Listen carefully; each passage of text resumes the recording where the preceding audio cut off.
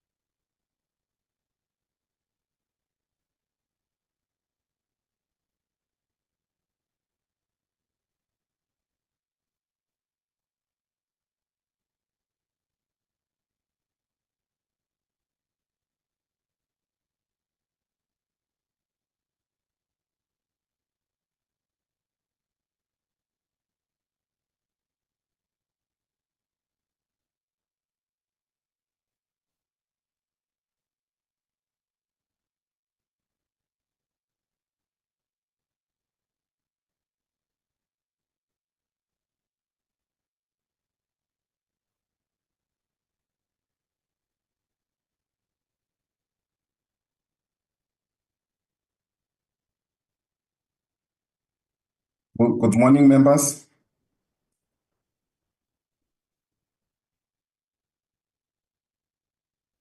Morning. Morning. Good morning. Morning. Yes, Chairperson has requested that we start at 9:05. So we'll just have to wait for a few minutes, 5 minutes. Good morning, Mr. Matonzi. Good morning. I hope all members heard me that the Chairperson requested that we start at 9:05. Yes, thank you, Mr. Matonzi. Morning, yes, Mr. Matonzi. That's fine, Eddie. Noted with thanks. All right.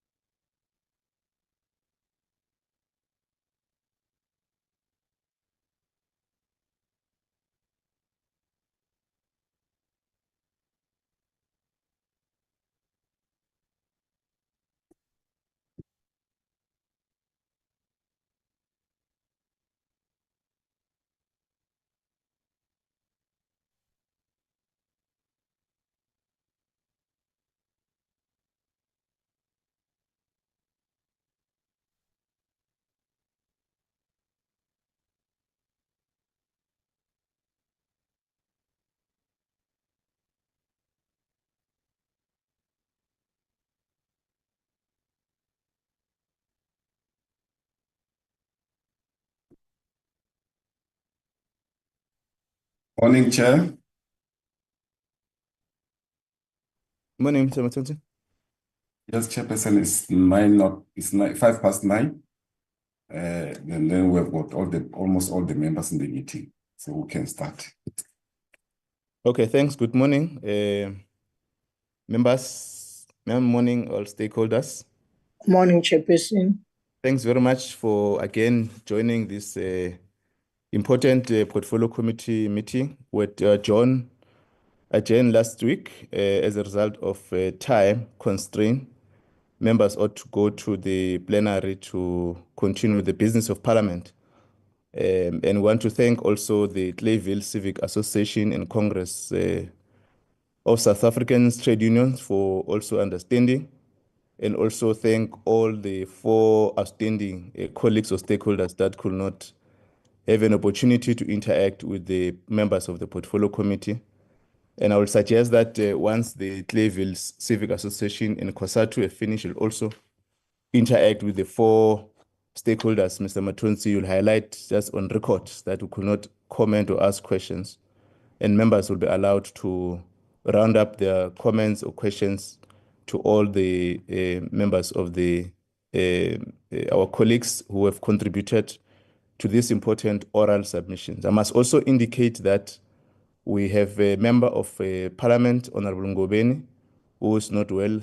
I think she's going for operation this afternoon. I want to wish her a well and speedy recovery. She had an accident last week, and she has notified us she will not able to be with us until she become well. So I want to appreciate your attendance. Thirdly, we have requested that we deal with the report of the government printing works. You recall, members, since we've conducted oversight, we did not have an opportunity to reflect on the issues that we have observed during our oversight. I must indicate that for the last nine days, there was collapse of systems at government printing works.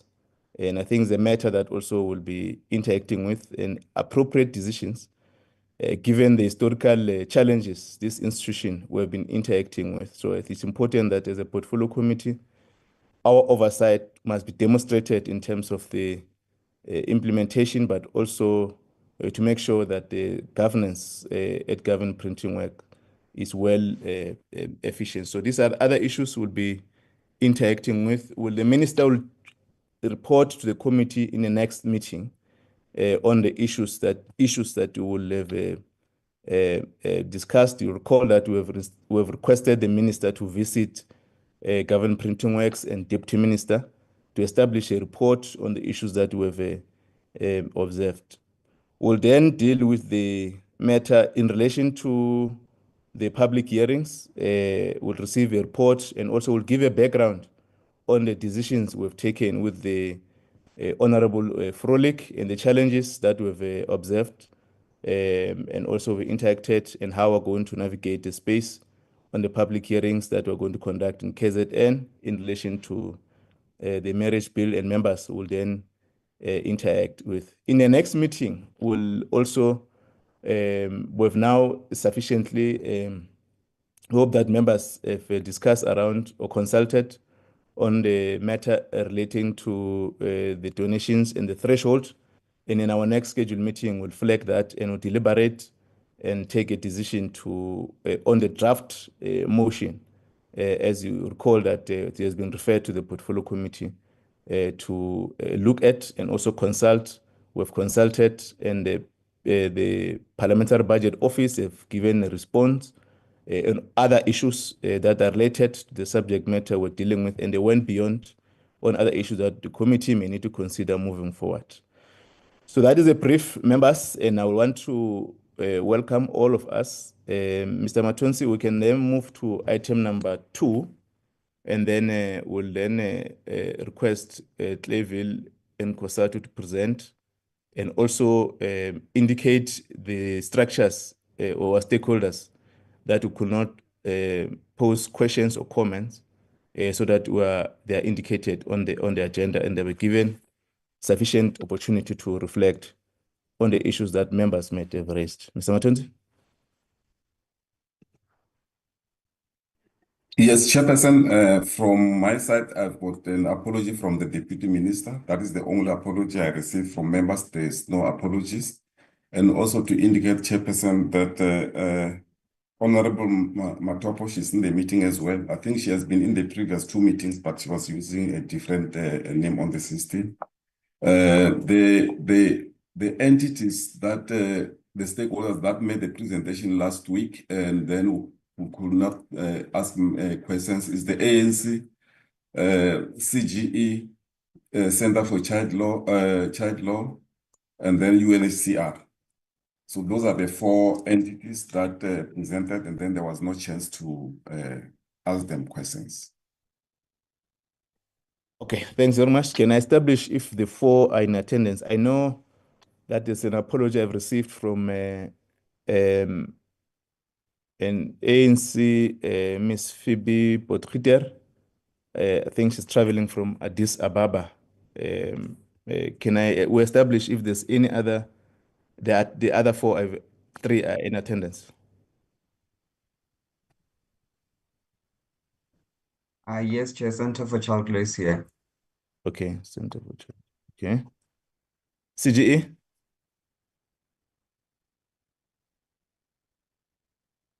Okay.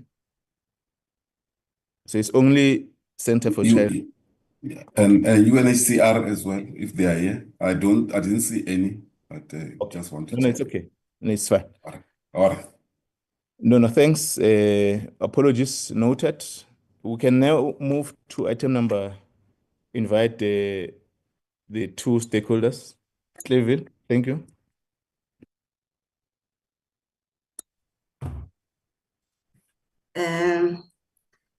Good morning, Honorable Chair Chabani. Protocol observed to all the presenters that are present today. Am I audible? Yes, yeah, you're audible. Proceed. Okay. We can hear you. My name is Tsidi Makwela. I'm representing Clayville Civic Association. I am going to start with number 1. What's happening here is that we used practical examples throughout the presentation as we already submitted on the last year, November, okay? Community participation is the cornerstone of the South African constitutional order, ensuring transparency, accountability, and responsiveness to the needs of the citizens. There is a legitimate expectation from our citizens and communities that lawmakers and law enforcement must deal with this problem of illegal migration decisively to safeguard our hard-earned constitutional democracy. I didn't include the X because most of the presenters did include the X. So on number 2, we submit that the illegal immigrants or undocumented migrants undermine our constitutional order.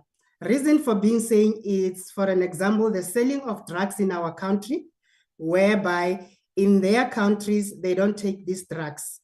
Our constitutional order's legitimacy is challenged by criminal gangs trafficking, illegal migrants from Lesotho, Mozambique, you name them, to mention a few, but these criminal gangs, and as a country, we have also legal and moral obligation to protect the vulnerability of foreigners being lured to our country illegally and on false promises for jobs.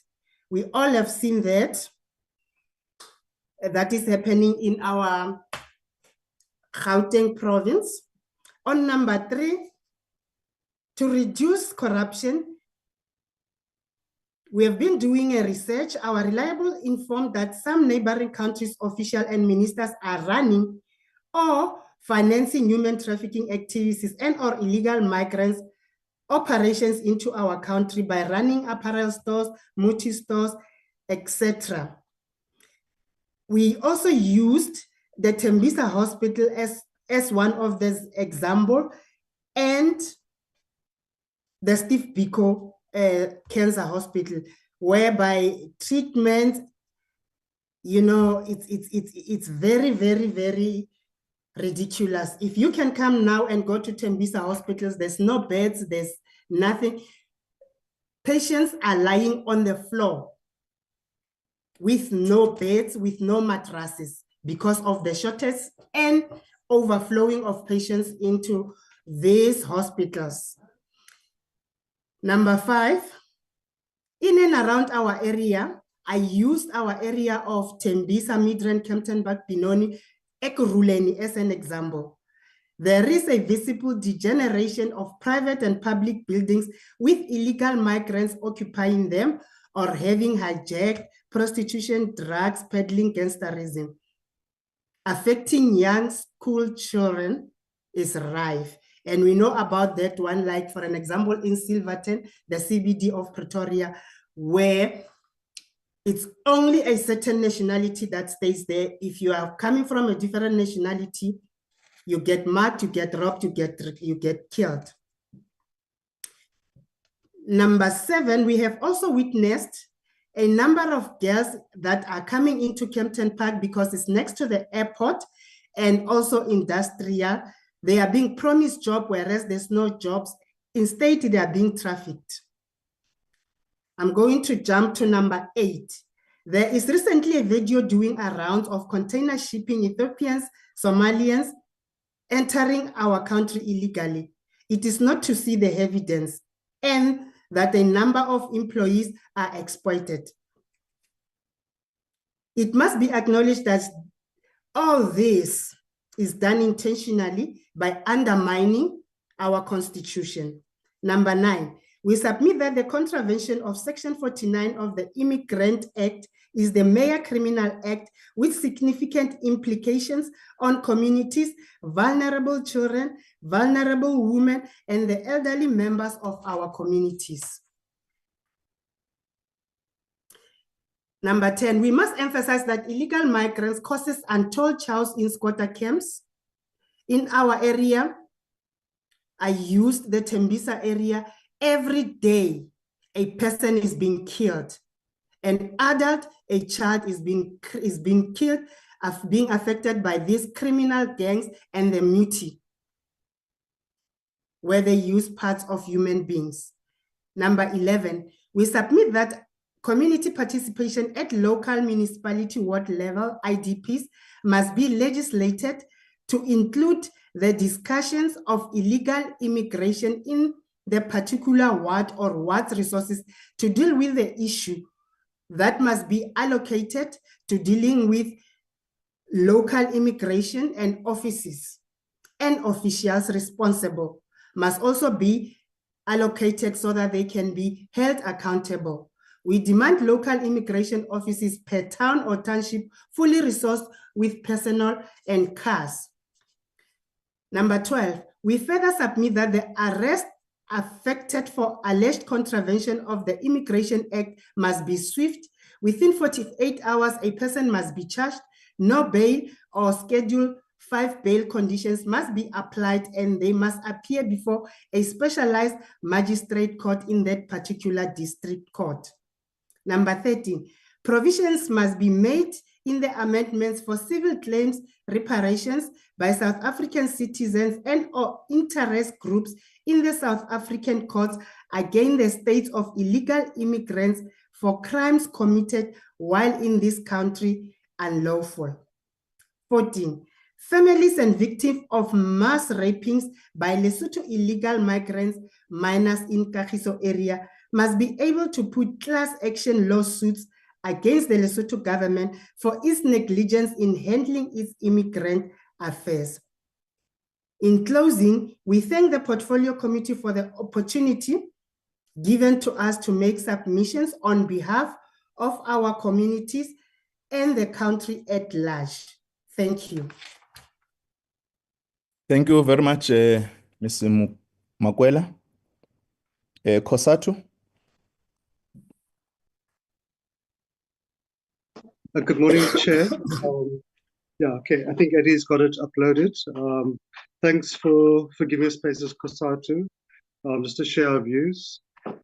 So I think, Chair, we want to say that as COSATU, we support the bill. We think it's long overdue, obviously, especially with the court judgment, and we think it is needed, just for a useful role. We do think, Chair, the bill is progressive, and we look forward to Parliament passing it. Next slide.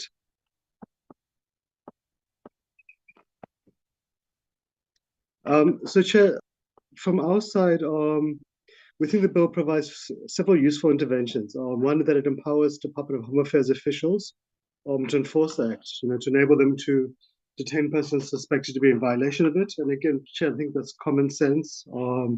If we want to have laws, we need to empower our officials to implement them. We think it does pass constitutional muster. It's in line with South African and international law.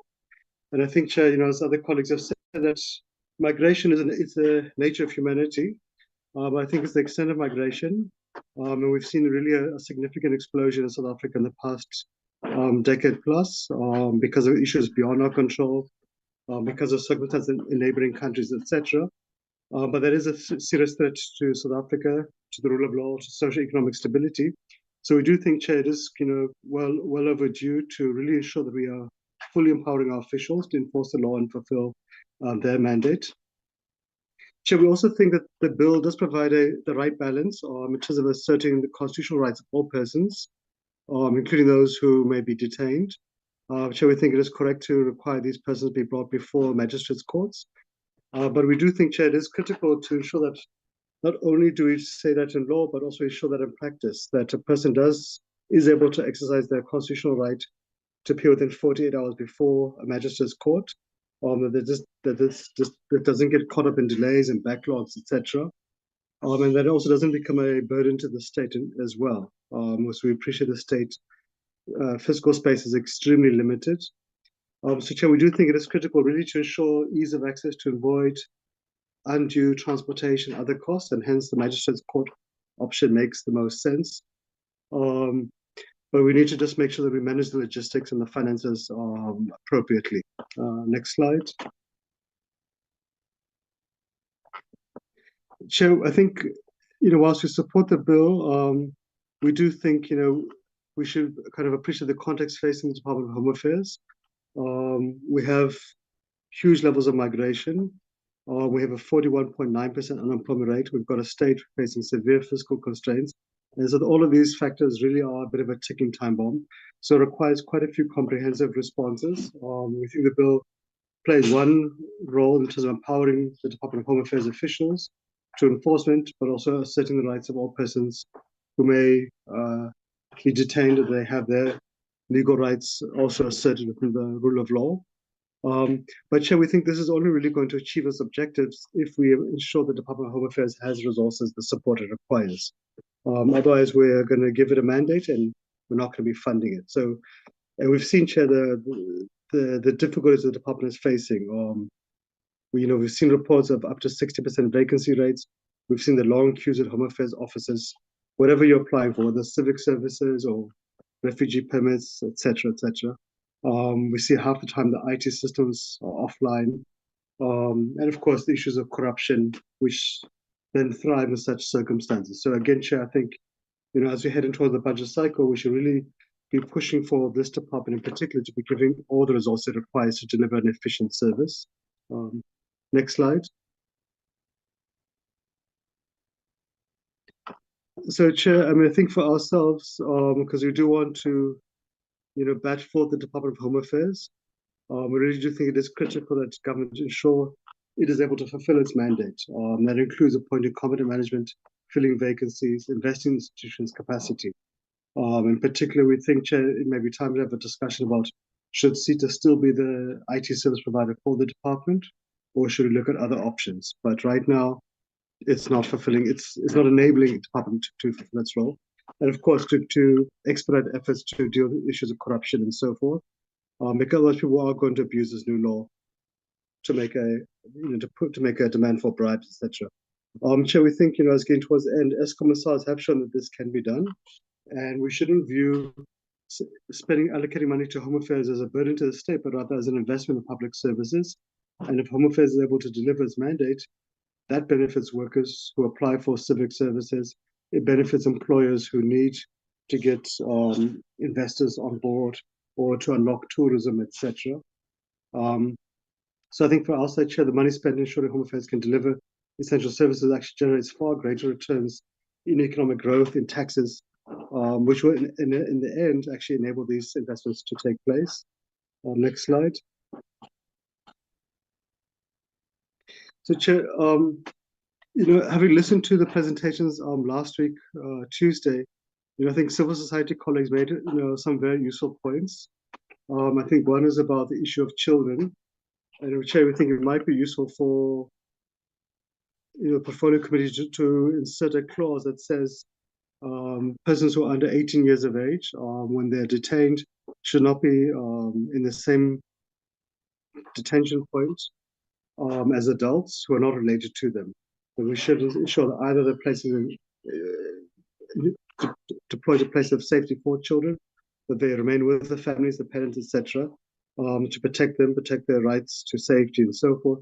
And I think also, Chair, to avoid what we've seen in the United States, when parents were separated from young children and where children were locked up in these mass detention centers. So I think, Chair, there is a need to be specific in that regard to really avoid any unintended human rights violations down the road. But I think, Chair, in conclusion, we support this bill. We do think it's going to play an important role to enable the department to enforce the act. We do think we need to really make sure that we do provide mechanisms that detainees do appear before courts within 48 hours, because we have seen at times with the clogging of the judiciary, overcrowding of correctional services. This might seem simple on paper, but in reality, there are real constraints there. And I think, Chair, also to make the motivation, which I'm sure all members would agree with, that we really do ensure this department is well-resourced. We are convinced this department can be fixed, and it can once again be kind of a leading light for state efficiency, quality public services, etc. So I think, Chair, that's our presentation in short. And I think just to say thanks, members, for giving us space to share a few thoughts. Thanks, Chair, members. Thanks very much, Kosatu, Mr. Parks. Members, these are the two presentations that all of us we said we'll deal with them today.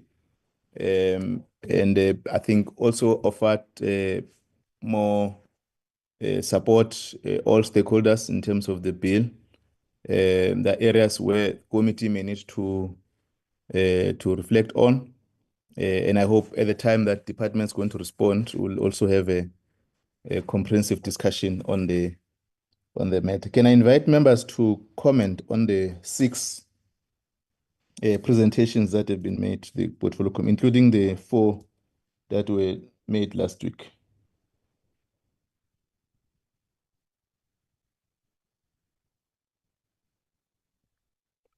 I only see one hand, Honorable Ross. Yes, Honorable Ross, I see your hand. Can you proceed? And Honorable Mutambi. Yeah, thank you, Chair. Thank you, Chair. So once again, thank you very much to all those who participated. I think there's some very salient points that have been raised, specifically about children's rights and how we handle those situations in these cases. I want to go back and agree with what the ANC said in the previous session about that we shouldn't extend the scope of this bill to try and handle all immigration or other immigration matters. I think it's very important to keep the scope to what the court has ordered in this regard. It's about persons appearing in court within 48 hours and how we handle aspects around that. I think that's a very important point, Chair, that I'd like to agree with. And then again, there were points raised about being careful not to call everybody an illegal immigrant. And KwaZulu Civic gives a good example of where persons are smuggled in, for example.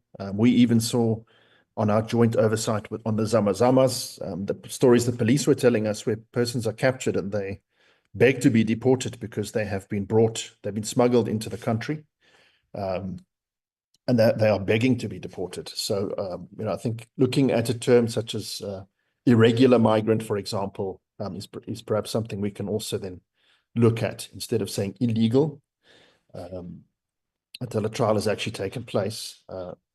And then finally, the interests of justice criterion. I think it's been raised before that the Criminal Procedure Act has in its section 60 the interest of justice criteria. And Chair, I think that it would be in our interests as a committee to get some legal advice from perhaps our parliamentary legal advisors in terms of what interest of justice criteria could be used in this case. Because I serve on the Magistrates Commission as well. And it's quite challenging for magistrates needing to handle a lot of different types of cases. Sometimes you have an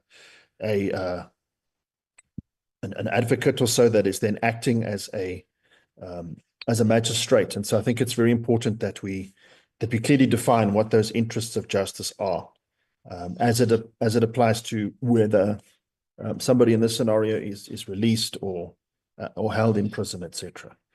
So that's my inputs, Chair. Thank you. Thank you, Honorable Rose. Honorable Mutambi. Thank you, Chair. I'll welcome also all the presentations and then echo the sentiments of my colleague. But with regard to the Clayville Civic presentation, also I would have expected them to also talk to the issues of our own citizens who are harboring illegal immigrants, to say as communities, what are they doing to deal with that, because the other things is perpetuated by our own selves. And then with regard to the COSATU presentation, it's just for me to get a view from Comrade Matthew Parks on this issue. You see, also in farms of late, there's a lot of illegal immigrants that are there. And what I've picked up around the Brits area, you find that even workers are given illegal asylum permits so that they look that legit. And then that also give a burden on because if you check the CCMA, they are like hospitals. Any illegal immigrant that comes with an unfair labor dispute, the CCMA still then have to listen to the dispute. And then that also make the role of the CCMA Commission, instead of servicing illegal citizens, then their justice system gets delayed. So that's the issue that one would like to COSATU also hear COSATU's view on that one. Thank you, Chair. Thank you very much, Honorable Mutambi. Honorable Mishwe. Thank you, Chairperson. Greetings to our presenters, members, and everyone who's part of this meeting. I only have two short questions. One for Clayville Civic Association and one for COSATU, maybe two for COSATU. The Clayville say South African courts must act against the states from where these illegal immigrants came from. Now, in the context of communication, AU protocols, SADC, how can they give that this should be done? Should the protocol signed with SADC and other structures be ignored? Because I am not aware that there is a country that is able to act against the country from where illegal immigrants come from. If they have ideas, we want to hear what those ideas are.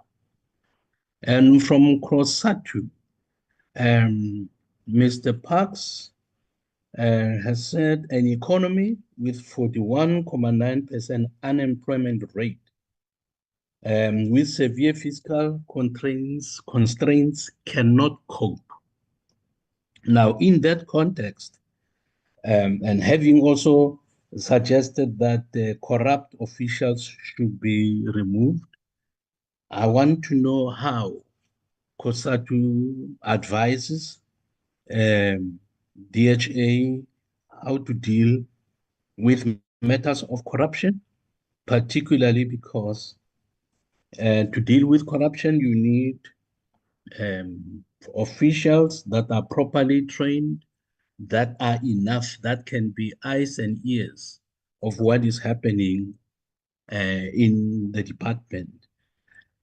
You have people who complain about some immigrants jumping the queue, which is also an indication of corruption that is prevalent.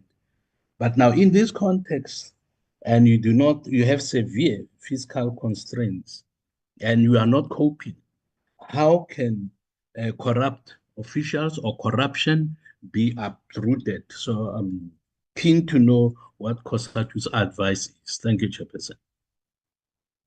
Thank you very much, Honorable Ngubane. Yeah, thank you very much, Chair. Good morning, Chair, and good morning, everyone, colleagues. I think, Chair, the presentation is appreciated by these two individuals that presented on behalf of their organization. The highlight from the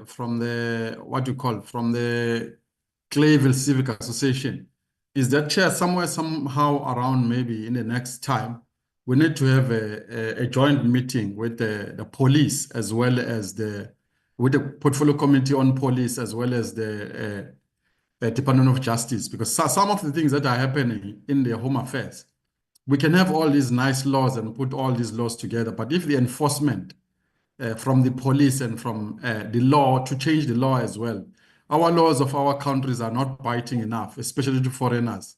If you look at even these incidents that were shown on TV on a daily basis now of this Zanzo nightclub, it all points to one thing on the porous borders as well, but we need as well the law to bite. So I think, Chair, there's a suggestion as after I've seen the presentation of KwaZulu Civic Association, that somewhere, Chair, we need to look at initiating a joint committee meetings with these other portfolio committees so that we see how can we collaborate in curbing the scourge of, it's a scourge actually of somehow foreigners running this country amok due to our loose laws that aren't tight enough, and even the law enforcement that are not even enforcing laws enough. There's a lot of, we're becoming an any state, Chair. That's what I've seen as a presentation of the KwaZulu Civic Association, which is a suggestion for that, Chair, that we need to embark on that. On the COSATU, it was just a simple presentation that we all know that at Home Affairs, the reason why a lot of things are piling up, there are problems that are not solved, is because of an incompetent staff and even an understaffed department of the people who don't know what they're doing. Some of the people who are interested in underhand activity that doesn't assist the country in solving the issues that we have. We have unnecessary issues related to these activities that have been mentioned by COSATU, especially the incompetent and understaffed Home Affairs, to assist us with managing the immigration of all the people that are coming in country. Those are my input, Chair, in relation to these two presentations. Thank you. Thank you, Honorable Ngubane, and I think also you provide a good proposal on the joint session with the other committees, which I think is a matter we ought to look at. Can I now invite, let me also invite Center for Child Law. So if they have a comment or to respond on some of the issues, I know that they've not been invited to, there was no issue that was raised. Now that they are the only one that are in attendance since last week, then we'll go to the KwaZulu Civic Association, then we'll then invite also COSATU. Is there any matter you want to raise, Center for Child? Thanks, Chair. I think from Center for Child Law, also having hearing all the submissions that were made by organizations last week, and also some of the submissions that were made today, as well as some of the questions and comments that were made. Particularly as Center for Child Law, since while we deal with issues pertaining to children, I think it was important for us, or rather it's very important for us, to address the issue which was raised to say that I think foreign nationals have more rights than the others. So, and I think we want to bring it back to the issues pertaining to children and also now relate that to what our constitution is saying when it comes to children. So in our constitution, we know that in terms of section 28, it provides for all children who are in the Republic, and it doesn't distinguish between a migrant as well as a South African child. And it provides that when a child is in the Republic, or once the child is out of the care of the parents, the state has an obligation to ensure the protection of that particular child. And again, in the issue pertaining to migrant children, we must understand that the Children's Act provides for them. And particularly, I think we raised the issue pertaining to the amendment. So there's a new amendment pertaining to how we deal with issues pertaining to migrant children. And it states that an unaccompanied or separated migrant child is a child in need of care and protection. So we were suggesting that we move away from the Child Justice Act, or we move away from the criminalizing or the unlawfully detaining the children, but rather using the Children's Act to deal with those issues, provided that in that regard, there is an existing guideline that guides the process of how we deal with migrant children who are in the Republic. So meaning that a child who's alleged to be an illegal migrant in the Republic, social workers must be informed, and SEPs also in that regard must be the one now who collaborate with social workers to ensure that the child is not taken to a correctional service, but rather taken to facilities that caters for the needs of children. And also, again, if the child is to be detained and taken, maybe let's say to Lindela, for instance, there must be clear legal processes that are followed in that regard. And a children's court order must be open in that regard, provided that the child should be deported to their country of origin if the country of origin is known. It must be ensured that that is done in a lawful and a process that is legal, and the process in which now it's in line with what the Child Justice, or rather the Children's Act, is stating in that regard, so that we don't unlawfully, detain children and we separate children from adults. And where again, maybe it is alleged that the child might be an adult, there should be a clear age estimation to be done, either by SEPs or even the Department of Social Development in that regard, to determine whether the particular person that we are dealing with is a child or an adult. Then again, if that child is found maybe to have been an adult, or that the child again is found to be a child in that regard, I think what should be important is that in terms of deportation, we must then refer again to the guideline that guides the process. There is a guideline provided by the Department of Social Development pertaining to the deportation or family reunification of children in that regard. And again, in terms of access to services pertaining to children, all the children who are in the Republic have the right to access services such as education and services such as healthcare services in that regard, and all the other rights in which every single child who has documentation is entitled to. So in that regard, we will know that in relation to access to education, there is a court judgment, the Phakamisa judgment, that states that every single child has the right to access education, irregardless of whether the child is documented or not documented. However, there's still an obligation that is placed on the parents of that particular child to ensure that the child does get documentation. And if the child struggles to get documentation, provided that this is a child in need of care and protection who has been separated from parents, the state then has an obligation through the Department of Social Development to ensure that the child get documented. And there are regulations within the Birth and Death Registration, as well as our Citizenship Act, as well as the Refugees Act, that provides for processes in which must be followed when we have to document a child who's from a different country, and how again we can engage with the embassies to ensure that the child does get documented in that regard. And again, with the issues of access to services, we do know that there are some services in which the rights must be realized progressively, and there are some rights that must be realized immediately. And when those rights are realized, they must be catered for all children, and we must not discriminate against children on the basis of documents or on the basis of the nationality in the Republic. And what is important, I think, is to ensure that a child is documented. When South Africa is unable to issue a child with a particular documentation, we must engage with embassies from the country if the country of that particular child is known. And if it's in the best interest of the child maybe to be repatriated or to be reunified, that can be done, but it must be done in a way that is it's lawful and does not place a child maybe in a detriment in that regard. And I think from the Center for Child Rights, it was very important for us to raise those issues, to say that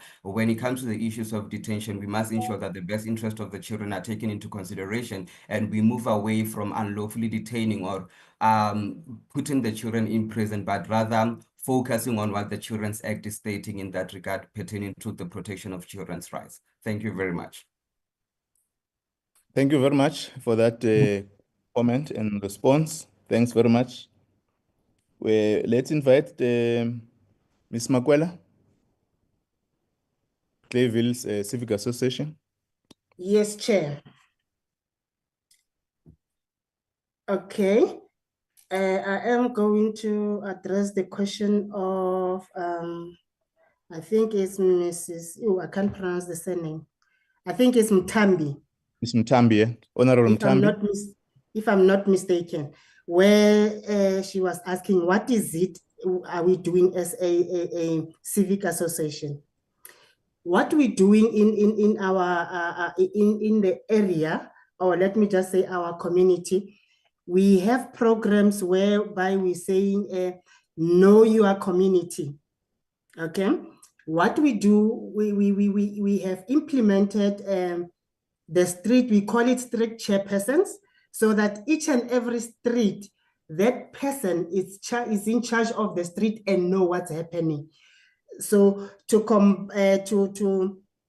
and another thing that we do in our communities is, in order to perpetuate these illegal immigrants, we're saying to our community that are renting out these plaza shops, they must go and do affidavits at the police station that they've verified the members, they are illegally in our countries, they've got the permit or the quota permits to be in the country, because that is the only way that will help us to control this. And what we did as a CCA, we have a book, we call it,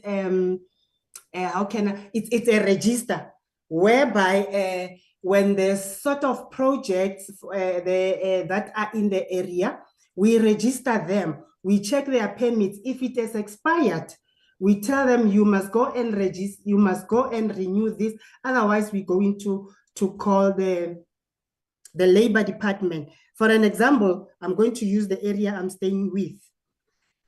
In my register that we have registered these people, we've got 455 foreign nationals staying in this area. And it's in a community of, because we've got sections. In my sections, we've got 600 houses. In those houses, they've built in their rooms. So that's where the problem is. So we're forcing our community to have full governance, because they're making money. It's a sort of business and an income. Yes, we agree to that, but they must do the proper verification. If not, sometimes we do call the labor people to come and help us with those verifications to deal with that, because otherwise it's going to get out of control, and it will also influence the drugs, because it's because of our members, these people have this opportunity and the tendency of selling the drugs. They're selling them to our children. And then again, what we did in the team, I'm representing children in the whole of province to make sure that, because we've got foreign cars with foreign number plates that are coming into our space, whereby there's banking of schools. I think if you did see some 2 months ago on the news, there was a house whereby the children bank school and go there and smoke drugs and do that, all those things. So we said it's a voluntary work. We are not paid, but we're doing that because it takes a village to raise a child. So if we don't do that, our children are going to be, disturbed, mentally disturbed, being killed by these drugs. Some they will engage in prostitute, some they will be engaged in car hijackings and all that. So we're trying to regulate and govern that, though it's a difficult task because we need the law enforcement to help us with that and to come into party. But sometimes our officials are letting us down because if a community says, today we've got this person who's a drug lord, within 2 days that person is out. So that is also demotivating to the community to take ownership of that because nothing is done on the law side. Okay, the question of Rev Mishwe, the SADC one and agreement, we're not saying they must overlook those agreements that are being done. We're looking at global governance. In order to force some of these countries to come into party to this immigration problem, we can impose sanctions whereby our countries that refuse to cooperate on migration issues or fail to take adequate measures to prevent this illegal immigration can be sanctioned. For a certain period, that needs a discussion whereby all the parties, all the committees will sit down and see how best that can be done. And again, it will also help to strengthen our border security, whereby it will eliminate these corruptions and other illegal activities that are done by our officials. I am going to use one example when it comes to the transport side, where operating licenses are issued for this Uber and taxis and all that. If I can tell you now, we've got 9,000 operating licenses that are issued, doesn't have owners because they issue them at 2.5, and all of them they are issued on November 2024. But now, because we have established that, we have found that the owners are nowhere to be found. 9,000 of them are sitting at the licensing department. So if we can, as a community, together with the law enforcement and concerned committees, we sit down and we discuss this, because the upper structure doesn't know what is happening on the ground. Us engaging with our members, seeing what is happening every day on the ground, we can help our authorities to curb that. Because another thing that's causing this is economic development, whereby they are flocking here thinking we've got more jobs here in South Africa and the rate is good than their countries. But if you check the stats, if we have that, why is our people also leaving to other countries to go and look for better opportunities? It's a 50-50 situation. Thank you. Thank you very much, Kosatu. No, thanks, Chair. Thanks to members. I think to the Honourable Member Roos, we agree on the issue of children's rights, and we know it's a delicate issue. That's why we thought, the civil society organizations had raised some important issues, Chair, and perhaps there's just a need to tighten the clauses there around detention of any persons, to just have a specific binding clause that says, number one, we don't separate kids from the parents, for example, like you've seen in the US, horrific scenes, but also make it clear that, people who are under 18 need to be in places of safety, whether it's with families or whether it's in other places of safety, but they shouldn't be detained in the normal facilities. And I think, as Honourable Roos has also said, We really need to make sure that the 48 hours time frame to appear before court is honored, because at times you can see many facilities is not happening. So there's going to be a need for additional issue here, because Honorable Roos is right. You're not dealing with, criminals, so to speak. We need to manage in a bit of a delicate way. Chair, to Honorable Mutambi, she raises a very important issue. We've seen a huge explosion on farms, but not just farms, in restaurants, petrol stations, construction sites, etc. And you can't blame the workers. People who are fleeing other countries with far worse conditions, whether it's Zimbabwe or Somalia, Mozambique, etc. People leave because there's no work where they live, or where they would hope to live, for circumstances beyond their control.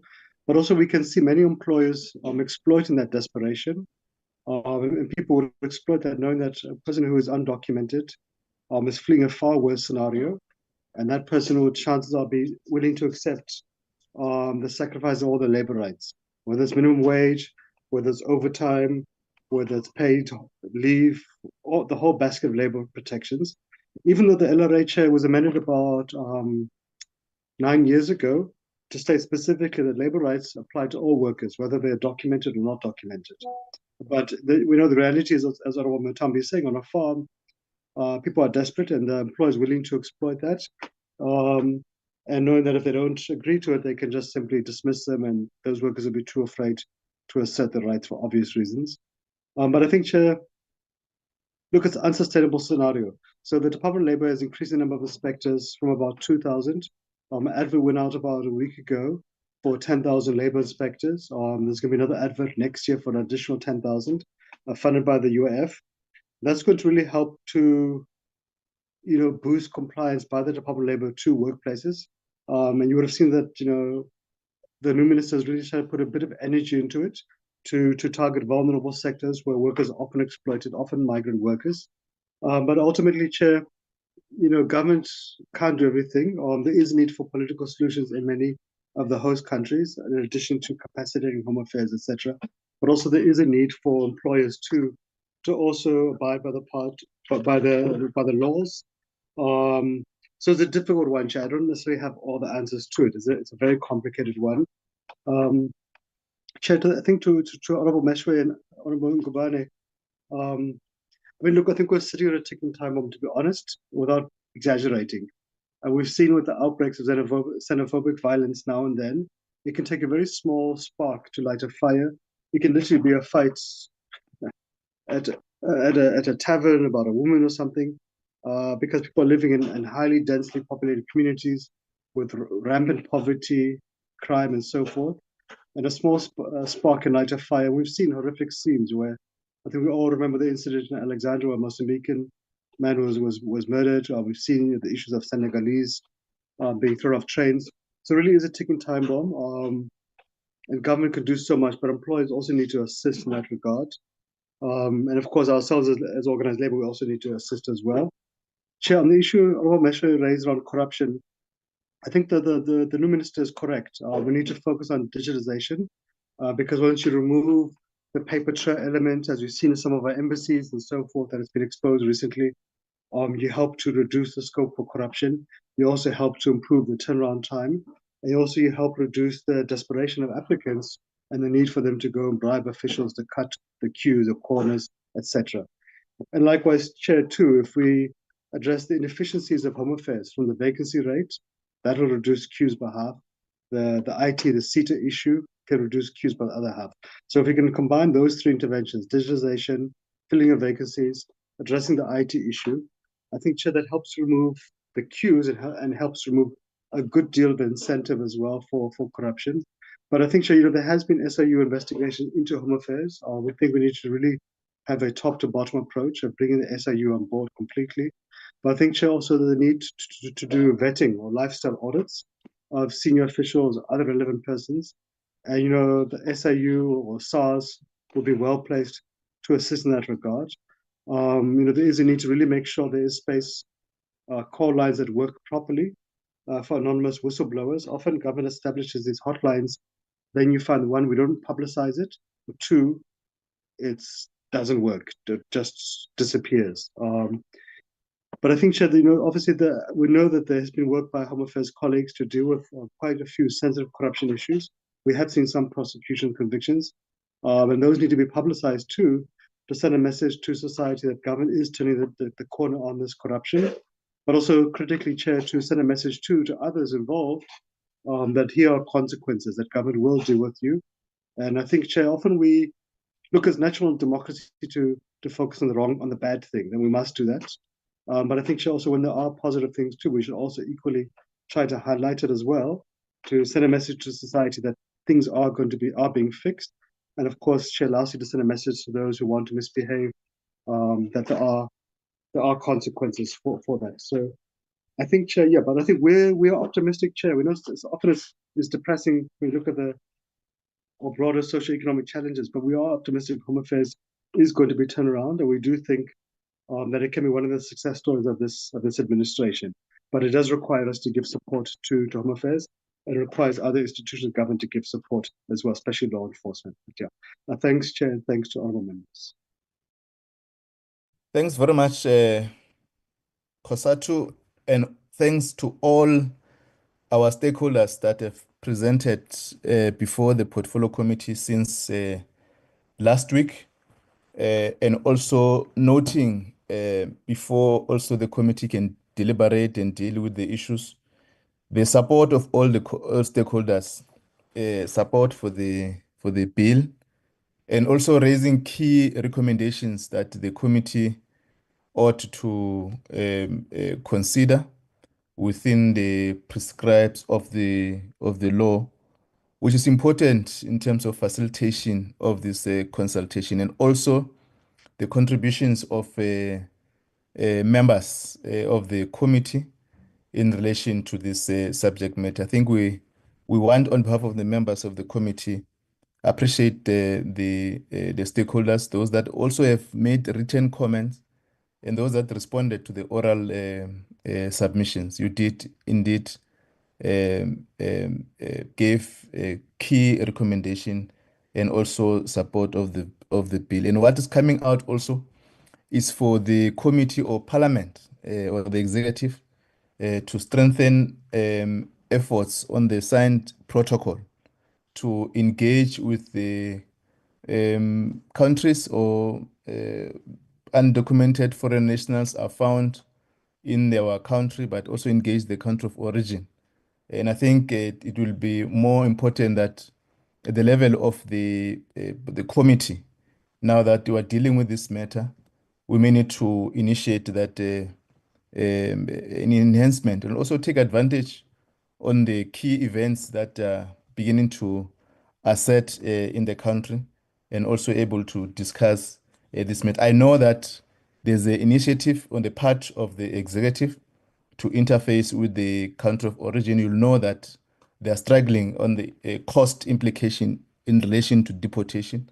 But I think we are noting that there's that effort, but we must also complement that work at our level of the committee. That will also be assisting. The white paper, we may need to make sure and push forward that the ministry or cabinet may need to process the white paper, so the bill be tabled before Parliament, and will give opportunity to members of the stakeholders and South Africans to comment, because some of the issues that we're dealing with and which are raised by stakeholders, and some of them which are outside the subject matter that we're dealing with the bill, can find expression when we consolidate the white paper on citizenship, migration, and protection of refugees. So we must make sure that we've already made a call that cabinet may need to fast track the bill so that it's before the committee. As you know, that the white paper is approved by cabinet, and there was wide consultation at the level of the executive. We're also noting that the matter that has been raised of CETA, which we've already taken a decision, that there must be an initiative to exempt Home Affairs and also other security clusters. We're happy that the cabinet has taken that position to exempt security cluster, which also includes Home Affairs in relation to CETA. The difficulty is a legislation that must also come before Parliament so that we're able to affirm this. It has caused difficult network issues at the level of Home Affairs. I think COSATU sharply raising them. So I want to appreciate all the issues that have been raised, and the committee will definitely deal with some of the issues and also process this bill. From here, what's going to happen is that we're going to request Department of Home Affairs and the Parliamentary Legal Services to respond on this, particularly Department of Home Affairs, to respond on all these comments that have been made and the issues that were raised by the members of the portfolio committee. Then we're able to deal with that. In our next session, we've already interacted with the team, Advocate Malekate, who attended our meeting last week, and also the acting DDG, Mr. Matsaung, who also attended the meeting. And I'm sure they're in this meeting today so that they are ready on the responses so that we fast track this amendment bill. Can I check if they are in attendance and they have captured all the issues that so that we don't get out of the meeting understanding thought that they're in the meeting and they're in absence. Advocate Malikat.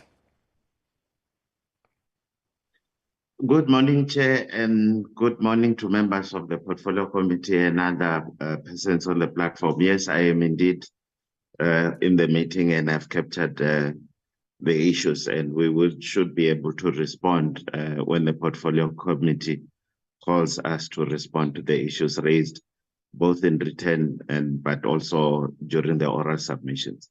Thank you. Okay. I think you carry the same view, Mr. Matsaung, the DDG Immigration Acting. Good morning, Chair, and good morning, members. Yes, we've been listening, and then myself and Advocate Malagadi Chair will make sure that we consolidate and ensure that the information that is required in responding to the issues raised are presented. Okay. Thank you. No, thanks very much. We'll make sure that because there are many issues before the Portfolio Committee, we have to navigate the items so that we're finalizing this amendment bill. Thanks, stakeholders. Thanks for your attendance.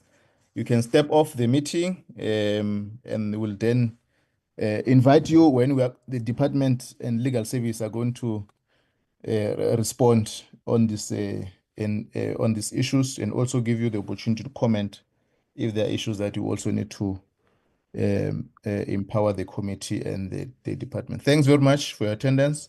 We're now releasing you. We're now moving to a second item. Colleagues, government print. Thank you. The government printing works were conducted an oversight, and we did not yeah, Mr. Matsaung, Advocate Malikate, you can be released if you have other commitments. That was the committee meeting to deal with the issues, and other officials from the department. So we dealt with the background is such that in the sixth administration, we've been dealing with this matter of government printing works. I just want to summarize so that we don't even take time on the presentation. On the issues of the downtime or the loss of data that also it came out from the Auditor General. Comments we've visited Home Affairs and Government Printing Works, I think 4 times, 4 times so far, to navigate the issues, to assist the institution. I think we've noted in the last outcome of the AG, they've improved audit outcomes. But what remains is the governance. We've made practical oversight recently, and I think all members have observed what was happening there, infrastructure and other issues which you have interacted yourself with the staff. You have interacted with the executive led by the CEO. You have interacted with the labor unions, 2 of the unions, the issues. So we have a grasp of the collective issues that are before the committee. And as the portfolio committee, we may need to exert our oversight so that we assist the government printing works to get out of the challenges and the efforts that have been put in place. We're able to make sure that we deal with those issues. But the committee, we can't all the time deal with one matter, and there's no shift of improvement. And I think we may need to zoom in and be firm in terms of the how they reorganize themselves, the system of governance, because it's an important institution that all of us, we don't want to lose. In the last 9 days, we've received calls or requests for waiting for passports. The system went down, they can't move. People had to go outside. So these are the challenges that also exposes will expose the committee if we're not firm on the decision that we may need to take. So we've then agreed that we must receive the briefing from the content advisor, summary of the issues, and members of the committee discuss that in the reason that we could not request the minister to join this meeting and present. As you know, that we have requested him and the deputy minister to visit government printing works and get the issues which we've been exposed to. And I think will be scheduled in the next meeting to respond. So it'd be important for the committee to deliberate on the report and have established key areas that we think we need the ministry to look at. It's deliberate because when the minister comes to present, at least there may have been progress since we visited the committee. They must come with a report how they've dealt with some of the issues which we've highlighted to the ministry and the government printing work. So I'll invite Mr. Adams to give a summary view on the report, and then members will then deliberate on this item. Mr. Salmon? Thank you, Chairperson. I was going to go through the whole report, but given your introduction, what I'll do is we can just go through the committee observations and recommendations, which capture the key issues. Just to mention that the report includes our meeting with the GPW management, including on their annual report, as well as our engagement with the Public Service Association, the PSA, which is the one union, and the issues that they raised, including around security and cleaning staff and personal protection equipment. Then we also, there was indications on the Labour Relations Office having some challenges, and that the data loss hadn't been properly prevented and subsequently addressed. Then we interacted with NEHAO as well, which is the other union, and that there was indicating that the presentation from the management wasn't a true reflection of what was happening on the ground, but also that that there wasn't sufficient engagement in good faith with NEHAO, between NEHAO and management, and that there was issues of intimidation and that the management weren't engaging on their recommendations sufficiently. We also then had a walkabout of the examination, smart ID and passport printing sections, including our interactions with those staff, and then the unannounced visit to GPW's Bosman Street factory, where we noticed in the finishing section that the staff weren't working in sanitary conditions, that they didn't have fridges and properly cleaned bathrooms, and that several machines were were not working, or that were not being repaired or even unboxed. And similar things were noted in the bookbinding section and the litho section. So how we've captured this in essence is 4 recommendations, which is one, that it appears that the relationship between the labor unions and DPW is insufficient, with conflicting reports by management and unions.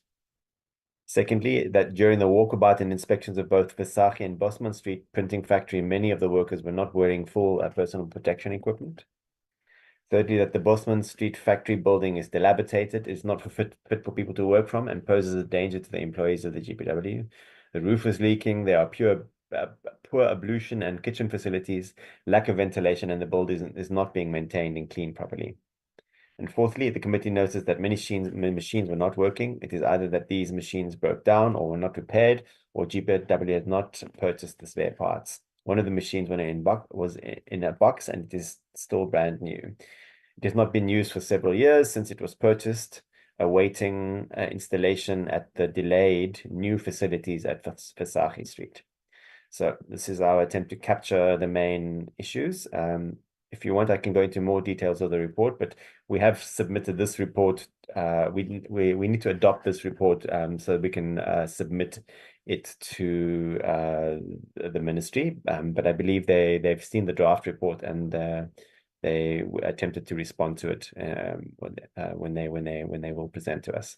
Thank you, Chairperson. Thank you, members. This is the report from the team that was drafted. Can we comment on it? Honorable Ngubane, Honorable Ross. Honorable Ngubane, can proceed. Okay, thanks a lot, Chair. I think thanks a lot to Mr. Adams for the report. I think it's well written. My concern, Chair, is the report, it doesn't come out clearly, the incompetent leadership at the helm of the Government Printing Works institution. Many decisions that have been done, the outsourcing, the non-utilization of staff that is there, shows clearly that there's an incompetence at the helm of the CEO, actually at the CEO's door. The way she ran that institution, that's where if that can come out as well on the observation and the recommendations by the committee, that the CEO is purely incompetent. She doesn't know what she's doing. That one, Chair, if it can come out, I'll appreciate it. It's my concern. Because we keep on saying, as you are saying, Chair, last week, the whole system was down. And we've been saying the CEO must do a lot of things that we've said when we're doing oversight visit there. None of it has been done. The lady doesn't know what is been doing. And remember, Chair, as well, the same party that the leader, the minister now is running institution. Around about a couple of years ago, they called for the CEO's head and said the CEO doesn't know what he's doing. The way the CEO was onboarded, it shows the incompetency where there was a patch in trying to onboard her. And this thing is being reflected completely in running the institution. That, Chair, needs to come out clearly in the report, because we cannot hide it anymore. If we do hide these things, it will be at the detriment of the organization.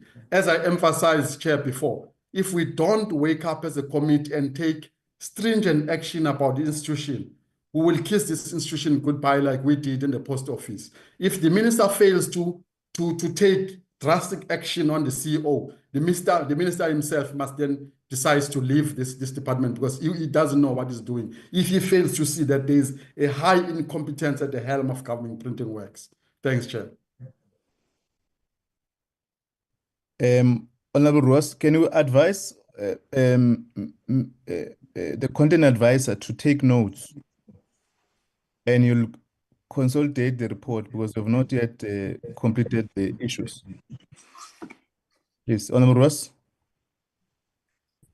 Thank you, Chair. Chair, I would firstly like to agree 100% with Honorable Ngubane. I think we've been saying this for a long time now, that the accounting officer and the executive leadership, it's just time and time again that things are not working out. And the critical thing, you look at, for example, machines not working, and then the need for all those documents to be outsourced, and the cost of that. And there doesn't appear to be any plan It's as if the executive leadership has not seen that the machines are broken, doesn't have a plan in place to deal with the situation, and is happy just to outsource everything. So we've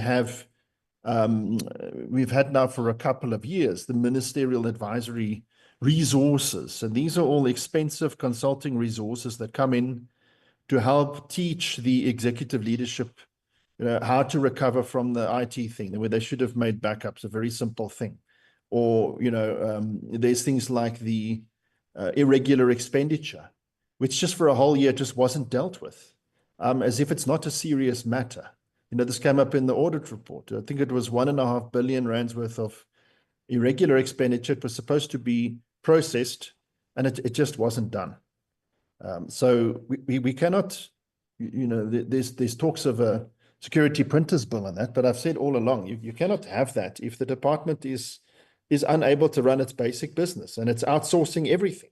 And what that outsourcing means is that you're outsourcing to consultants that are costing a lot of money. And then you have machines and personnel that are sitting there idle while you then outsource that printing to a third party. And we're talking about security printing here. This is not printing a diary for the year. This is printing secure documents. And this is going out to different service providers in different areas. So 100% Chair, I think there needs to be stronger action taken to see, do we have an accounting officer and an executive structure there that is capable of taking this entity forward. Then Chair, also with going back to point 8.4, I think we need to be a bit stronger in what we say there. It's one thing if we make a recommendation, it's more of an observation that's being made there, where we say that we observe that the machines are down, etc. And our recommendation needs to be, what is the plan with these things? I mean, it's really expensive machinery. It's personnel that have a level of expertise and they're sitting there. So it's not a sustainable thing. So we need to see, what are the plans with these machines? Are they just going to sit there forever? Is there a 6-month plan, an 18-month plan? Are there some machines that cannot be maintained anymore? What's going to happen to them? And so I think we need to see that concrete plan of what is going to be done about this, because we can't just let it go on that we have personnel and machines and the work that they are supposed to be doing is outsourced permanently. So Chair, I think we need to see that plan coming from GPW as well. Thank you, Chair. Thank you, Honorable Mundisi. Before her, Mr. Salmon, can you share the report on the screen? I did not say you must hide it. I'm saying you must write notes so that when we come to summary, you must capture clarity of the issues that you raised. I want to see that 8.4, 8.1.4. I want to talk to it also. Honorable Mundisi. Thank you very much, Chair. I think the two members who spoke before myself have dealt with the issues that I wanted to raise. I think the issue of leadership, particularly on the CEO, has been raised, and we must make an emphasis on the fact that the outsourcing of functions, whilst there's a workforce and equipment lying around in the government printing works, it must be extremely spoken to, and also include that there are some of the section that are abandoned, but there's a workforce that is there on the ground and gets to be remunerated permanently, but the work is not being done on that floor. Instead, the work is being outsourced. And we must raise also issues about the frustrations of the workers, because when we interacted with the workers, you could tell that they are also frustrated that the work that they are supposed to be doing themselves physically on the GPW, it is being outsourced. And they've also raised a lot of questions, citing also issues of possible corruption that is taking place. And one of the other recommendations that I want to put up forward, Chair, is that we must also make recommendations of an SIU investigations regarding possible corruption that could be taking place, because what we saw there, really, it's not how a normal environment should be.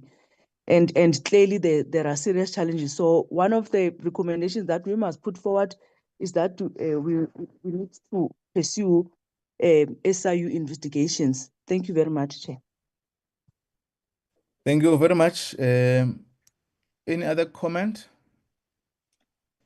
Thank you. Yeah. Thank you, Chairperson. It's an honorable. Thank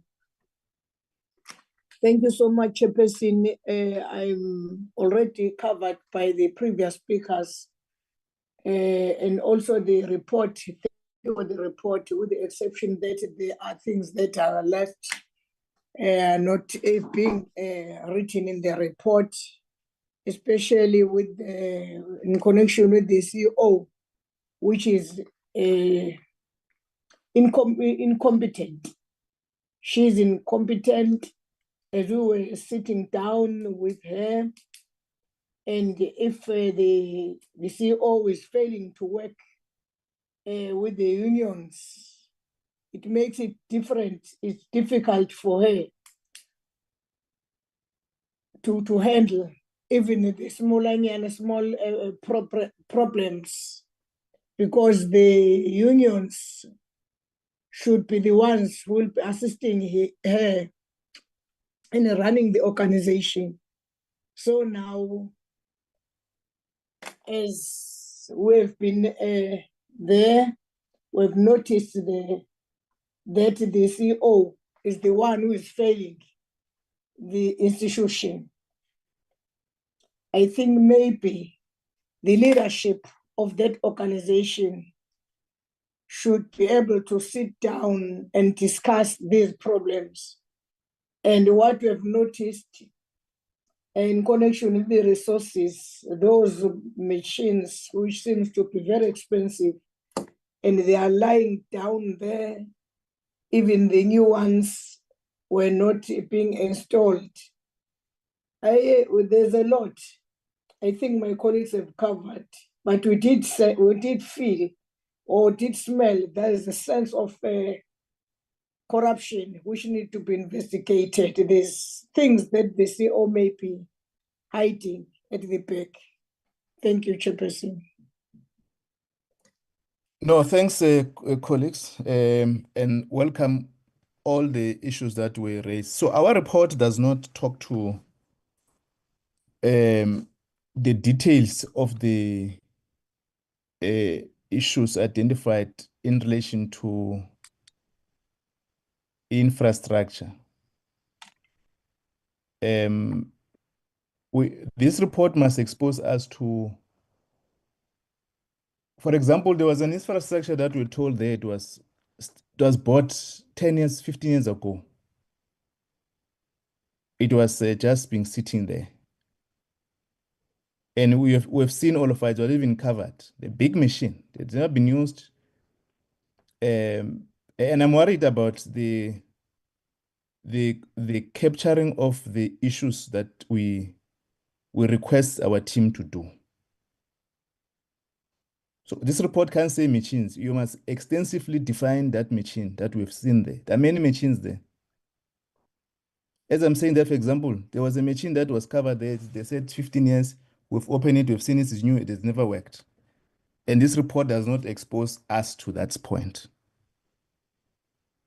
Now, I want to content advisor to go back and deal with that detail and the cost of that machine, because when we conduct oversight, we go with the staff, and they must have details on the issues members are attending to, so that we're also justifying our reasoning when we recommend issues that must be taken up by the institution that we've been called.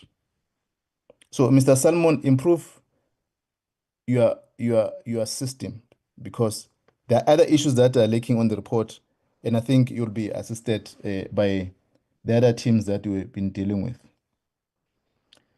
We need to agree with members that the interministerial task team has done its work, which was appointed in the 6th administration.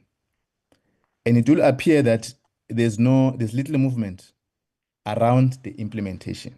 And I fully agree with the sponsor that we must move to invoke the SIU to get into that space. But also the option to extend the scope of the multidisciplinary team that was appointed at Home Affairs to move into jointly to move with the Government Printing Works. And we fully agree with the recommendations of all members.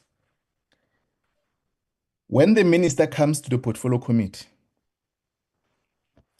he must tell us or report on all the issues we've identified since we've presented to them, both the minister and deputy minister. And I recall that we went to oversight earlier on. What are the measures and the consequences that have been made? We've met with staff, they've been crying there. There are no what called safety clothing. We've met with the head of the institution on the.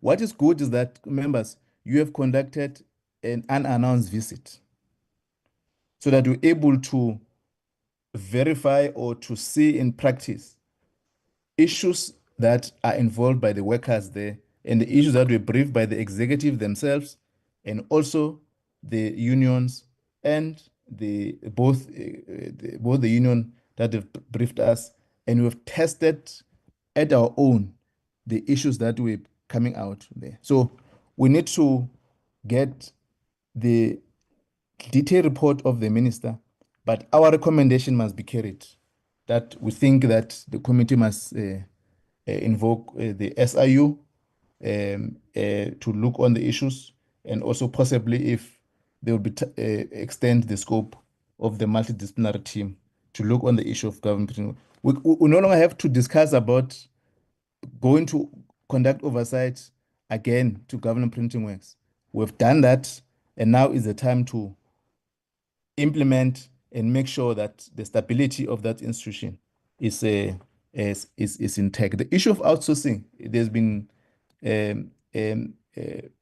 explained to all of us. I mean, they've been demonstrated by members how this outsourcing is negatively impacting on the work of the Home Affairs, in the Government Printing Works.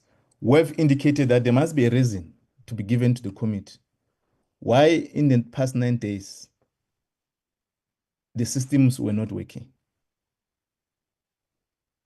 It's a concern of the committee. Why in the 9 that institution had collapsed, and the minister must come with that a report. But generally, in terms of the framework of members, the comments, the recommendations, will carry that and must immediately interface with the minister on the issues that have been dealt with, and also invite him to come and account, both the minister and deputy minister, on the issues that are lying at the Home Affairs, Government Printing Works. Is there any other comments before we pass this item?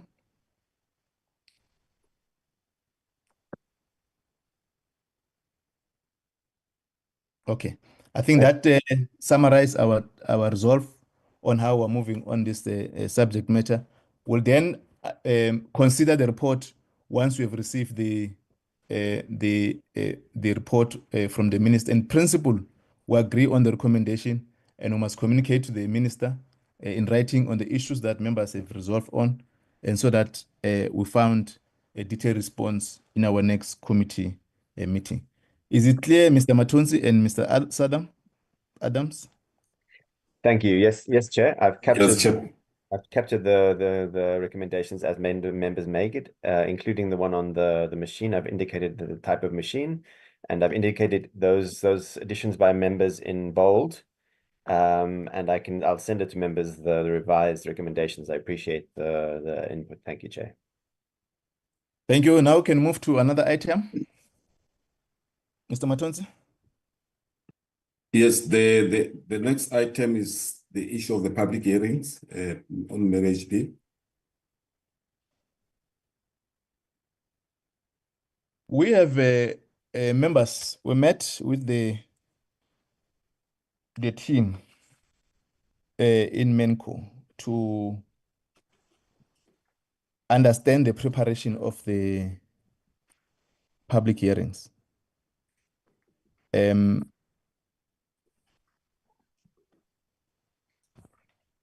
And we then met also with the House Chairperson, Honorable Frolik. Were invited to an urgent meeting with the Honorable Mdisemza to come and in the main account to the process that is already underway. The two issues that arise there, it will appear that there was no sufficient consultation at the level of the House Chairperson. And we ought to deal with that subject matter and the details administratively. And we ought to consider the recommendation that we agreed on. And we reconvene again the team to brief them on the issues. And the other issues were deposited to their manager, the divisional manager. And I think they have a way to handle them. Central is that the committee was briefed on the 6th to visit 6 districts in KZN. And unfortunately, those decisions were carried outside the political approval of the COC. As you know that all committees, when they go to oversight, they must get an approval in consultation with the House Chairperson. There are various issues they look at when they approve the committee to conduct election. I think we agreed with the COC in our discussion on how we could have done better in order to salvage what we've been exposed to. So we've reduced the number to 3 from 6 districts in KZN. And the other impact that constituted the reducing the number is cost implications that were or are involved in relation to the matter. But on the other hand, we also fully know that once the committee dealt with the matter and the National Assembly dealt with the matter, the NCOP also ought to have a responsibility to conduct public consultation in all the provinces, including the KwaZulu-Natal.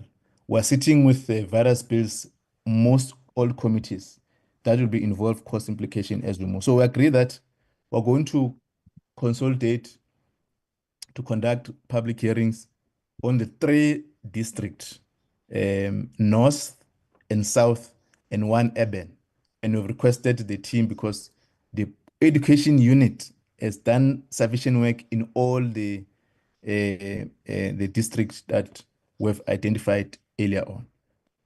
We'll consider if there's going to be a need to go back to KZN once we've consolidated all other provinces on the public hearing, if there's going to be a need to go back to KZN. But we've taken that decision that we're bringing to the committee with the weaknesses or the challenges that we've identified with the COC, and it's a matter that administratively we're dealing with the divisional manager and the COC in relation to the work that our administration is involved in. So I request Mr. Matunzi to brief us on what it has come out of that meeting and what is involved on the public education and the logistics that we were going to be involved in. And then members will then comment, and then we'll close the item. Thank you. Yes, good morning, members again. I think the chairperson has given the background. In 2024, the committee agreed to conduct a public hearing in 6 districts. And then at the middle of this of January, then we started the process in terms of making an application to House Chair and also contacting the municipalities in KZN in the 6 districts. So as the chairperson has indicated, because of the cost implication, The House Chair met with him and then to recommend to the committee and the chair that we should consider reducing the number of districts from 6 to 3 in KZN and in all other upcoming provinces. So what we have done as a team, the committee section staff, was that we look at the north, which is north and also rural. We look at Umukanyapu, the district municipality, and Zululand district municipality, which is in Umukanyapu, it will be in Jozini, and then in Zululand, it will be Ulundi. These are in the north, and then there are mostly rural areas around them. And then we also look at eThekwini Metropolitan Municipality in the south, which is urban as well. And then also what we also took into consideration was that we did not want to change the dates of what we have already communicated in these various districts. So the dates remain the same like that. And then in terms of the venues, all these venues have been confirmed that they are available. We have a colleague from Household Services is leaving today just to go there and make sure that he physically check them, that everything is fine. I think this is, like the chairperson has indicated, the application for the public hearings was submitted in January with the 6 districts, and then the House Chair came back and said no, recommending about 3. And then what we did yesterday, based on this district that I've outlined above, we have submitted another application. We resubmitted another application for the House Chair to consider. And then also the other thing is that in the previous arrangement was that the committee is going to split into 2 groups. So now that we are dealing only with 3 districts, and then it will no longer split. So these are the members that have confirmed participating. And then I know that Thurston and another colleague, Mr. Casey Naidu, they are busy making financial applications, but that is pending the approval by the House Chairperson, so that we know the hotels that we are going to be staying at and then the flights as well. So these are the members. And then in terms of travel arrangement, what we're suggesting is that members should fly to Richards Bay, either from Johannesburg or from Cape Town. We fly over to Johannesburg and then we fly over to Richards Bay. Then from there, we need to drive to Jozini and sleep there. The drive there, it will be about 2 hours, 2 hours drive from Richards Bay. But also we have got Honorable Mtolo and Honorable Bosman who are in KZN. The suggestion was that there will be 1 combi. We're going to have 4 combis, 2 to be for staff and then 2 to be for members. And then we're going to have 1 combi taking off from Durban with Ms. Bosman and Ms. Mtolo up to Jozini, and then the other group from Johannesburg, and then they will be in the combi that will be there in Richards Bay at the airport. And then we sleep at Jozini. That will be on the 23rd. That is Sunday next week. And then on the 24th is the date of the public hearing. We're going to have the public hearings there at Jozini. Then the very same day after the public hearing, we're suggesting that the committee travel is about 3 hours. The committee travels to Ulundi and sleep there, so that the following day on the 25th, then we do have public hearings there in Ulundi. After Ulundi, then the committee should travel is about 3 hours to Durban and sleep in Durban. And then on the 26th of February, then we have public hearings there. And then after the public hearings, we sleep in Durban and then we fly out on the 27th from Durban to our various destinations. So as I've indicated, this we don't have to change the dates of the venue. We have currently confirmed for these 3 areas. So The other stuff is the one that the chairperson spoke about. I know that there is a report here that was furnished by the public education. Mr. Brent Simon is involved somewhere with some other activities. He has requested Mr. Tulan Madlala to be in this meeting. But what I can do is, instead of going through here, there's a table below in terms of what they have done so far. So it is like a summary of what is written up there. At Umkanyako, I think Mr. Tulan, Sorry, Mr. Matonsi. Okay, right, Chair. Is Mr. Tulan Madlala in the meeting? Yeah, he was in the meeting. Tulan, are you in the meeting? Or any other who is from the communication unit? I know Tulan was in the meeting. No, I think he's no longer in the meeting. He was in the meeting.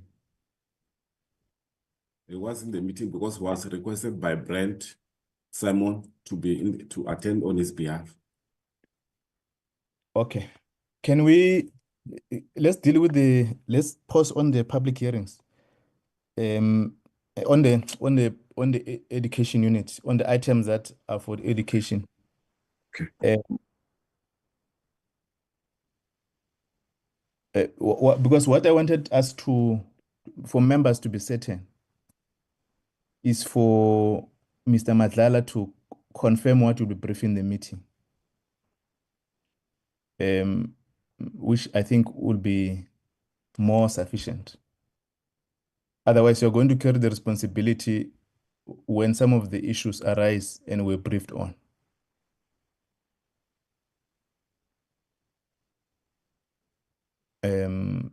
Okay, just proceed on the entire presentation.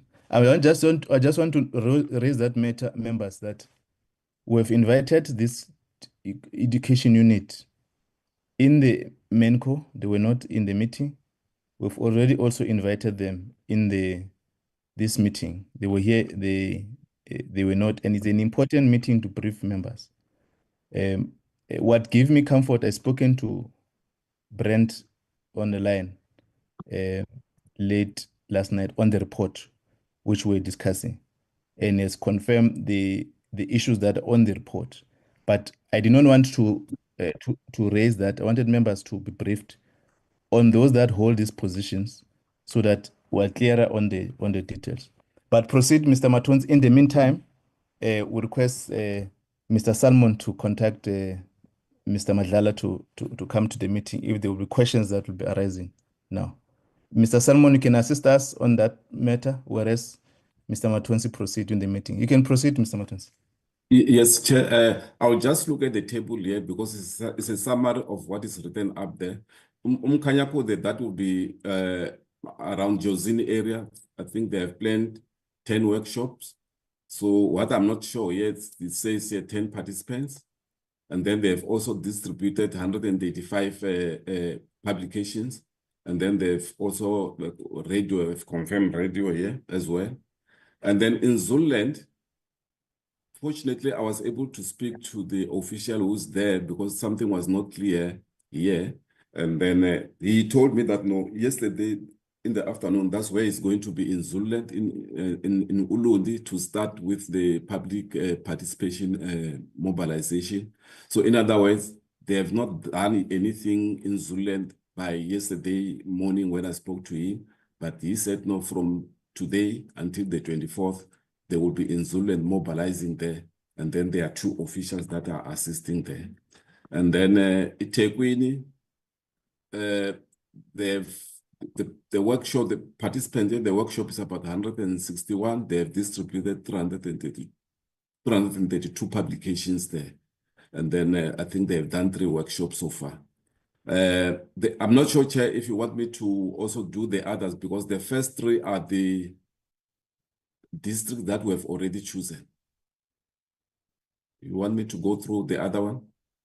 No. I wanted to brief members on the only district that we're going to. Okay.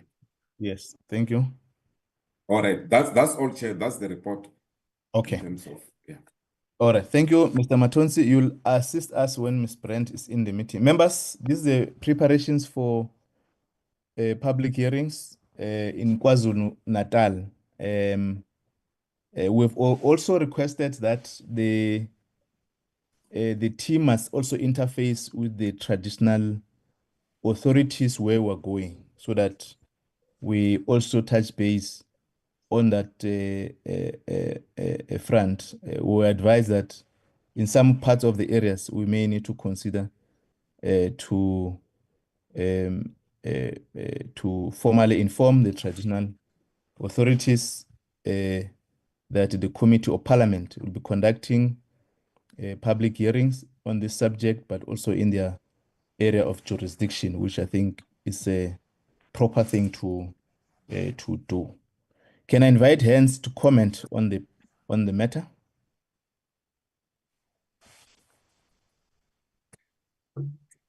Honorable Ngubane, Honorable Mokhale. We can proceed, Honorable Ngubane. Yeah, thank you, Chair. I think I'm satisfied with the planning by the Secretary of the committee. Hopefully, those other regions that haven't done mobilization, by the time we arrive, the mobilization will be done. My concern, Chair, I don't know what happened. You planned your committee very well. This plan was last year that we will be doing the public hearing, and all of a sudden, there's been a surge of all committees using the whole of next week to go and do the oversight in various provinces, to an extent that now the things that we planned last year with this committee, now we found ourselves wanting now with all other committees that probably are conflicting, where we occupy other committees like the ICT, the higher education, and the other committees. Most of them all of a sudden are doing the oversight next week, which gives us a problem. But I think that's my only concern, Chair. But with the planning that we see now on the paper, I think I'm fine with the planning. It's well planned. Hopefully, by when we go, all this outstanding region will be then mobilization will be done. Thanks, Chair. Thank you, Honorable Ngubane. Honorable Mokhale. Thank you very much, Chair. Just two quick points. Firstly, in terms of the time that we're expected to be there, particularly those of us who will be flying from Gauteng to Richards Bay, is that going to be communicated so that you don't have members flying there and we wait for long at the airport for transport and so on? And then secondly, with regards to having to now cut the program as it was initially planned, I don't know if you had explained, maybe I might have missed it, or what was the reasons for, I know it was supposed to be over for a week. Now you have reduced it to 2 or 3 days. What are the reasons? Thank you. Okay. Is there any other comment?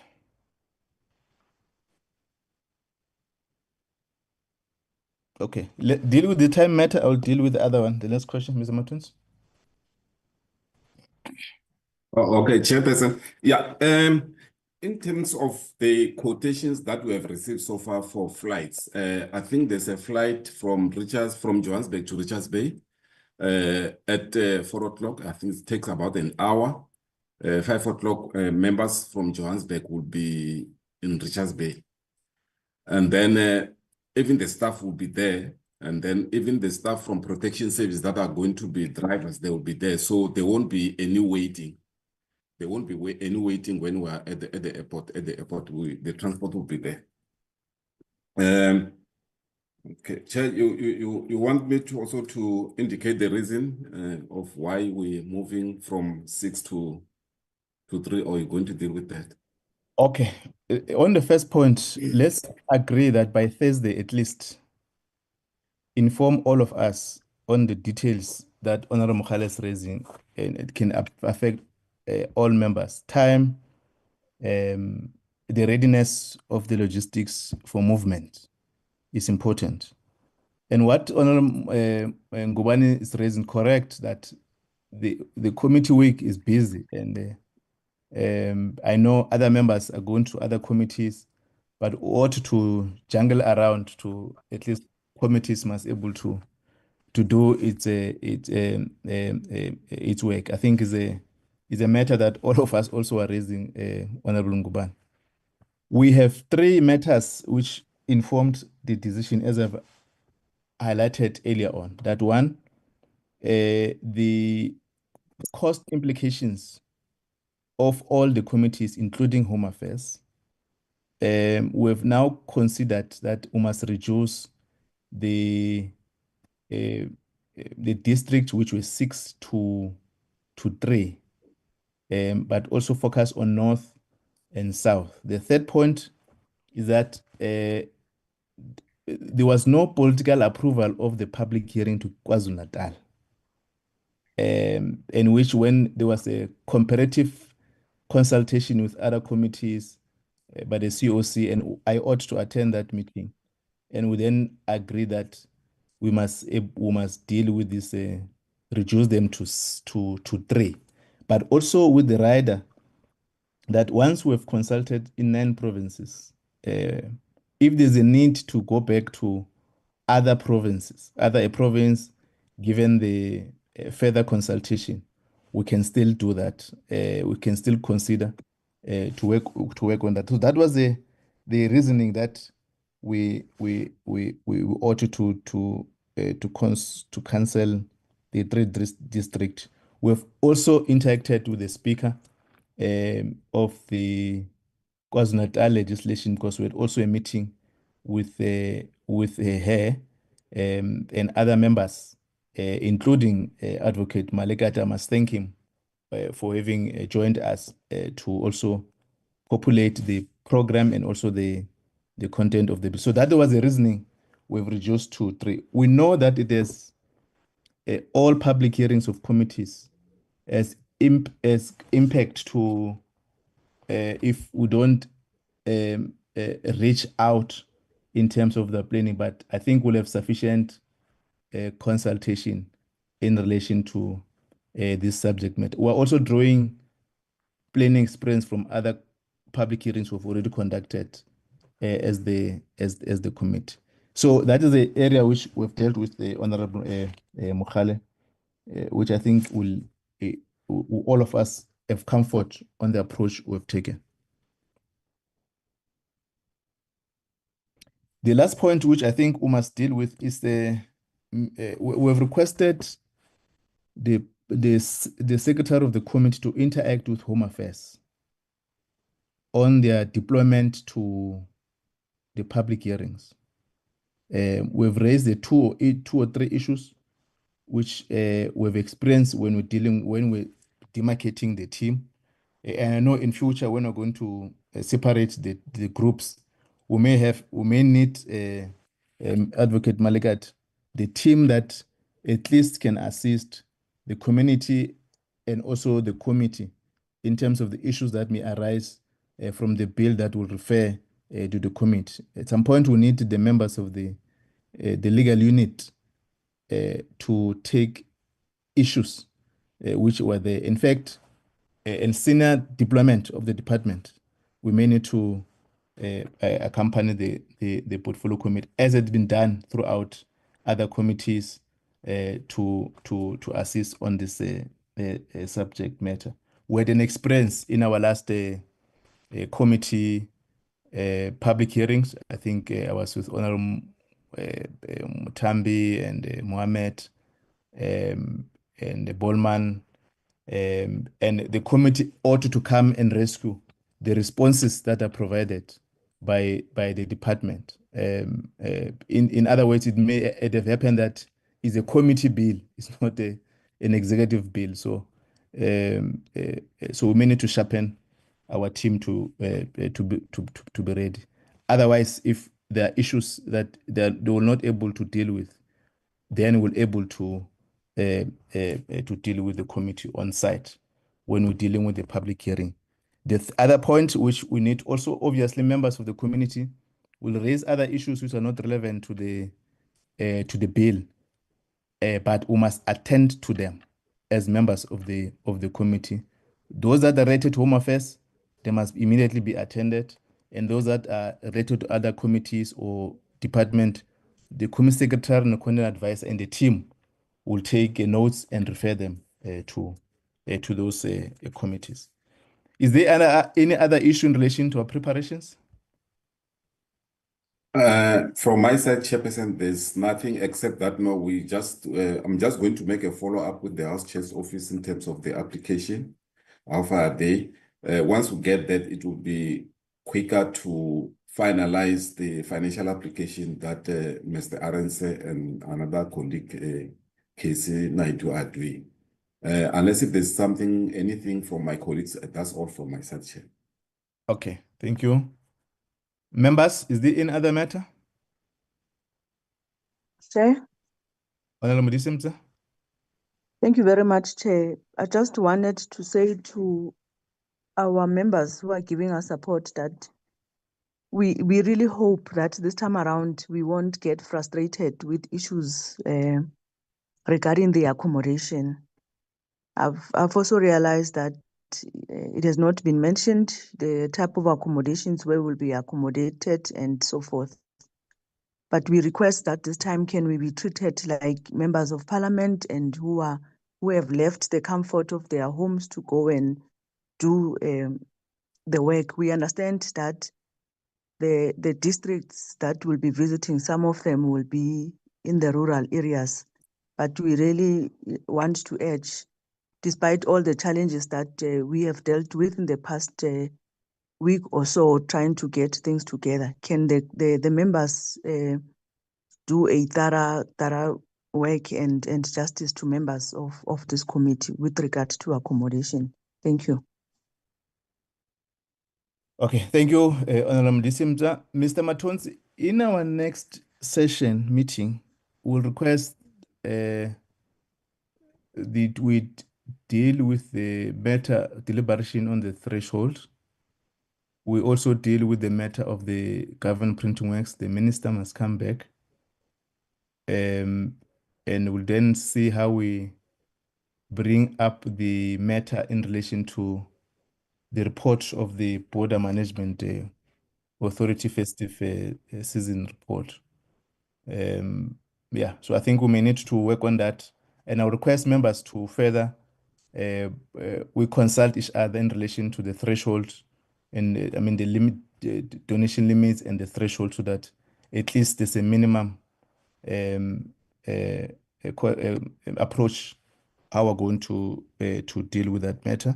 We've also received a brief from the parliamentary budget office. So one point I wanted to request members, at the time we're going to deliberate, at least the sufficient consultations amongst ourselves. And I think Honorable DC will be able to assist us to interact with all honorable members. Mr. Matonsi, is there any other item? Chairperson, that was all, Chair, for today. Okay, thanks, members. Thanks very much for attending this meeting. All our colleagues for considering all the items. Thanks. The meeting stand adjourned. Thank you very much, Chair. Bye-bye. Thank you, Chairperson. Thank you. Thank you, Chair. Bye-bye.